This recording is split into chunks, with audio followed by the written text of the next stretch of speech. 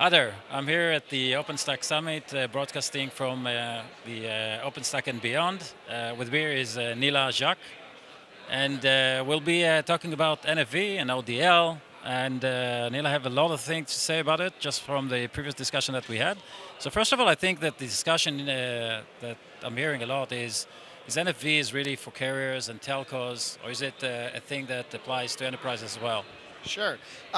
So I have a great question. I actually have a couple panels on Wednesday, one of which is specifically targeting that. So, as executive director of the Open Daylight Project, this is a question that I'm asked a lot. One of the questions is how real is NFV, specifically on the carrier side? And then the question is, beyond that is, well, is it just about carriers? And so from a carrier perspective, it's clearly taking off, right? This is the first OpenStack that we've actually had an NFV track. And what I'm seeing over the last year or two, we've gone from people basically kicking the tires on NFV to really now going and doing POCs and early deployments of network functions virtualization.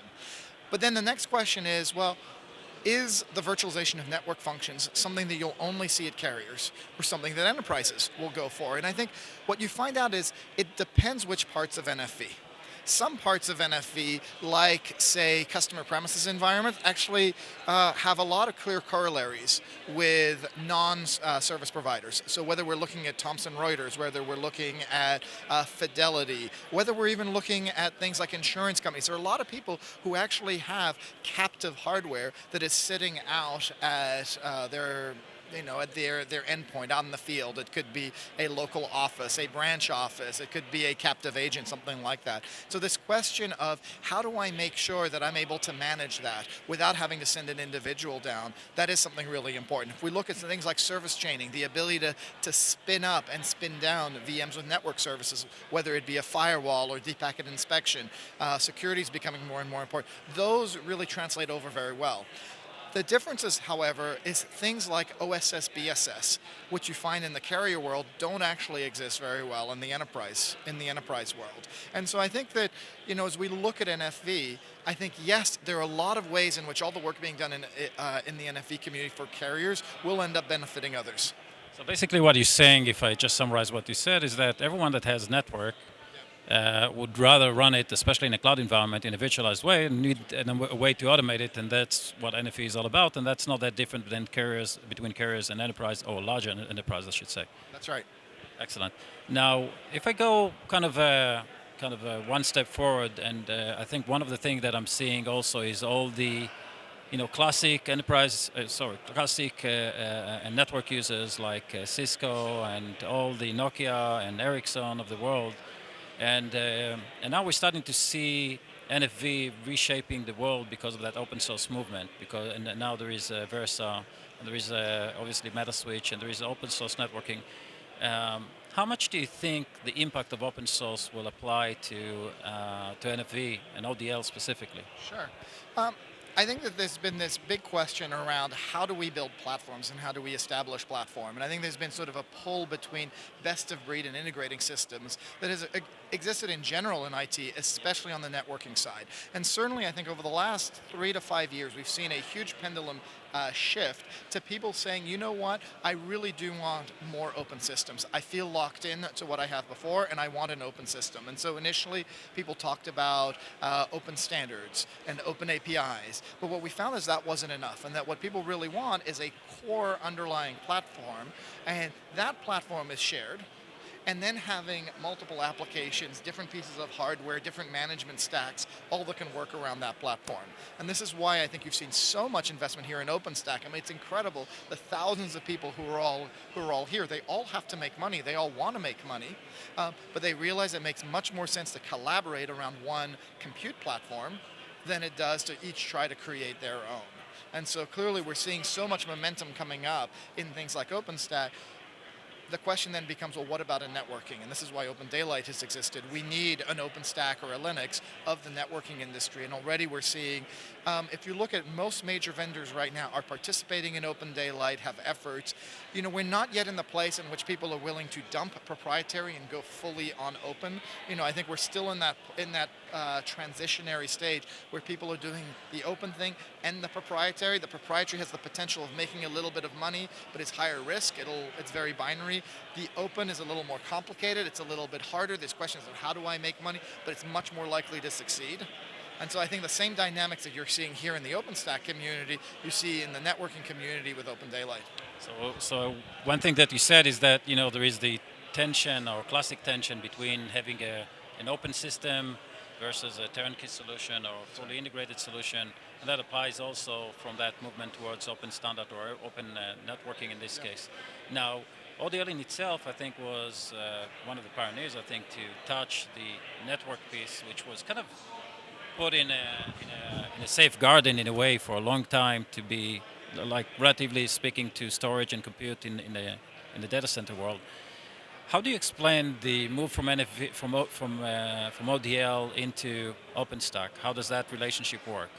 Sure. So if you look at what Open Daylight's about, it is about creating that common platform for networking. Whether you're looking at just pure SDN and better management of the network, or whether you're looking at something like an OpenStack environment. And so if you look at the deployment of Open Daylight, we've seen probably the most aggressive deployments of Open Daylight coming from carriers. And so things like data center interconnect are really, they're really easy places to start. Or doing network monitoring because they're relatively limited. There aren't that many moving parts. You can go after a defined problem and you can deploy technology to do that. So, I see someone like Tencent using Open Daylight for data center interconnect, or I see AT&T deploying bandwidth on demand using Open Daylight.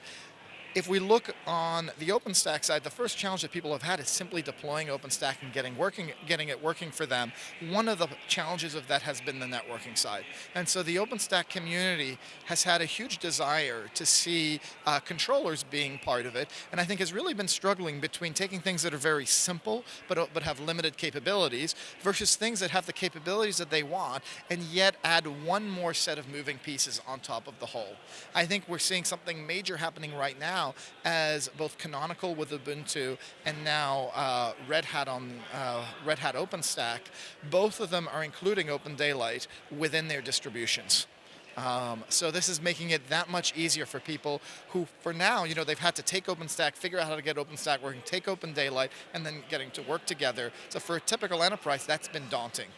Groups like the OPNFV group, I think, really are playing that role in many ways for service providers by taking OpenStack, taking Open Daylight, matching it against specific use cases that people have, specific infrastructures, and testing them with each other.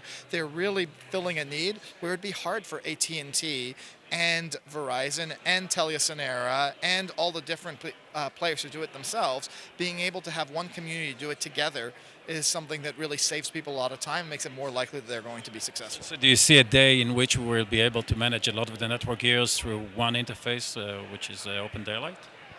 So I think that yes, but it may not be one interface in itself. What you'll actually get is best-of-breed tools, all based on the same common platform. So I'll give an example, Telstra. Telstra has signed a deal with Ericsson to manage their cloud with OpenStack and Open Daylight. They've also signed a deal with Cisco to help them manage their data center network better. Telstra's also got something built by Mirantis to manage their points of presence around their PEN network. And they've got a deal with a company called Packet Design to do network monitoring. So 4 different deals. In all 4 of them, there can be an Open Daylight component to it. And so all 4 of those companies leverage the Open Daylight platform to solve a piece of their problem. Initially, those are 4 solutions disconnected from each other, but they share the same commonalities. It's a little bit like if you hire 4 brothers. Yes, they're different people and they do different work, but you know what? They've got common ancestry, they've got common culture, they know how to work with each other, and so hopefully there'll be some advantages. So in the case of Telstra, what I expect will happen over time is that because they've picked 4 solutions that have Open Daylight at their heart and at their core, it'll just make it a lot easier to integrate those solutions over time compared to if they'd bought 4 completely proprietary solutions. That brings me to a question. I mean, we opened the discussion about enterprises versus telco, and in enterprises there is a lot of talks about containers and the new stack, if you like, and there is a whole new parallel, if you like, networking, software-driven networking that is being applied into that world. How do you see Open Daylight fit into that new world? Right. I think that if I look at containers, containers are part of the movement for us to be more and more agile, right? When we had to spin up new systems, you'd have to go in and rack and stack an actual server. And then we moved to VMs, and you could build a VM and keep it around for 2 or 3 years and then kill it. Now, if you look at containers, we're spinning up a container for a few minutes and then killing it. In fact, if I look at the way that the Open Daylight continuous integration system is, it is that kind of dynamic system where somebody submits code, we're going in, spinning up instances, testing against those, and then tearing those down. And so what you find is the more dynamic your network topology, the more that you need the network itself to be dynamic, right? I'm bringing up things all the time. I need to be constantly load balancing. So I think this move towards more dynamic system, whether it's on VMs or containers or whatever the next, maybe it'll be jelly beans next, right? Whatever that is, what that does is that it just increases the demand for a more agile, more programmable network, which is exactly what Open Daylight is focused on. So I think that what I'm kind of thinking as you speak is that I'm thinking what DevOps did to data centers and all the movements of the fact that the data center becomes software driven, changed not just the way we do things. We didn't just automate things. It just changed the entire organization, the culture, the way we build the systems, the way we architect it. And we talk about NFV mostly as a way to virtualize systems, but we're coming from the same practices that we've used to, and here is how you automate them now and how it becomes simpler. What I think you're suggesting by the fact that you said that in containers we're spinning up environments fast, I'm kind of sensing that we're talking also in a transformation that will happen, and the fact that we do have programmable API, which means that people are going to do things that they haven't been able to do before, and it's not going to be just a transformation towards, take the same thing that I've done and now I automate it. It would be very different things that I could actually do. That's exactly right. Actually, and I think there's a major shift. It used to be that in a world that wasn't agile, you had individuals, and individuals had to go in and perform the change. And change was something that could take down your environment. So you built ITIL books that you went through to say, if I make a change, here are the 8 steps to validate the change. And then there was this question: well, can I automate? These people are doing all these tasks. Can I make the computer do the tasks that the humans are doing? We're actually now shifting to another level, which is no, that's no longer how we work, right? It's not computer programmers continually reprogramming the system. Is we create a system where there are a set of objectives and constraints, and we're matching. This is what we're wanting from the system. And then here is now how we can make the system be able to make a series of decisions with the help and support of human beings. So we're moving much more to a world in which you've got a mix of machine learning as well as human expertise coming together as part of it. And so I actually believe we're going to see a shift. I mean, DevOps is along the right direction, but really it's not so much about developers not throwing over the walls to operational people. It is about people whose actual day job is being much more architects, being people who look at saying, if I go to Tencent right now or to Baidu right now, these people are looking at 800 million users and saying, how is my traffic going along there? Is it progressing as well as it should? How do I optimize that traffic around? And so it may be reprogramming the system. It may be actually moving a switch somewhere else, maybe bring back a system. And so there's that constant tweaking of the system that is much more like managing an electric grid rather than going out and fixing your cable box at your house, which is more of that sort of human-based system.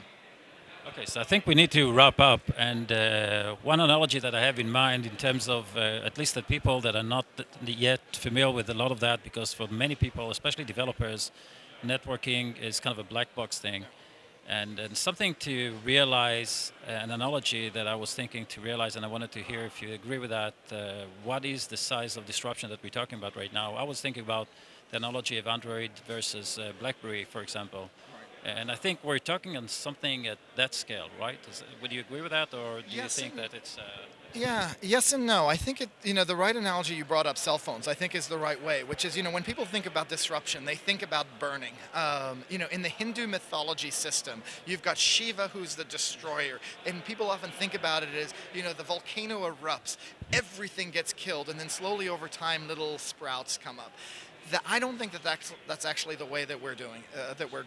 I think it is much more like our cell phone, right? When the first cell phone came up, it didn't destroy my life before. Suddenly I had this thing and I could call my wife more easily when we were somewhere. And then over time, this device became more and more powerful, right? And you get to the point where now you care about it so much that most people carry two or three of them. And so it became a way to find out, hey, did you pick up the rice yet from one side of the store to the other? It became a way to figure out, whether your wife has left from her job yet to come see you. It became a way that you check your grades in school, that you log in your child, that you do bank, and we keep finding new ones. And I think this is what's happening with the network. As we bring the cost of change down substantially, as we make networks inherently more agile, being able to adapt more, as we bring the cost of networking down so the bandwidth is cheaper and changes in bandwidth are, that we're leveraging the underlying wires that we have better, it's enabling a whole set of new things. And if you look at innovation in our world, whether you look at things like self-driving cars, the Internet of Things, right? The ability, I have cameras right now, I can look to see how my family is playing. When I come home, I have cameras around my kids play, and I've got a screen while I'm on calls, right? It's changing our lives, and all of that is becoming enabled. Uber, all of these things are becoming enabled by our ability to do networking that is more intelligent, cheaper, and is more resilient to change. So with that, I think we'll conclude network is not black box, it's actually changing our life, Right. similar to Uber and other things that we're touching in cell phones. With that, we'll end. Very interesting talk. We can talk for hours, obviously, on this topic, and thank you very much. My pleasure.